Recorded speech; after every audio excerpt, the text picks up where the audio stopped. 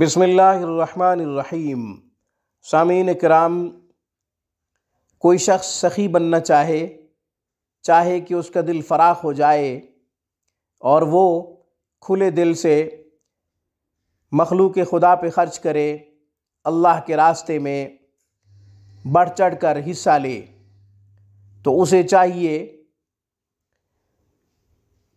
कि या बासितु या अल्लाह 72 टाइम्स 72 दफ़ा पढ़े। रोज़ाना की बुनियाद पे पढ़े, वक़्त की कोई कैद नहीं है, जब चाहे पढ़ ले। कसरत से पढ़ा करेगा तो ज़्यादा फ़ायदा होगा, मगर 72 से ज़्यादा दफ़ा पढ़ने की कोशिश करे। तादाद ज़्यादा होनी चाहिए, कम से कम तादाद 72 है।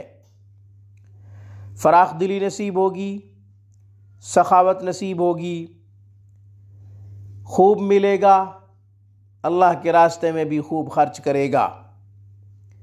जो बेहिसाब खर्च करता है, अल्लाह उसको बेशुमार देता है। सबकत करने के लिए, बढ़ चढ़ कर अल्लाह के रास्ते में हिस्सा लेने के लिए,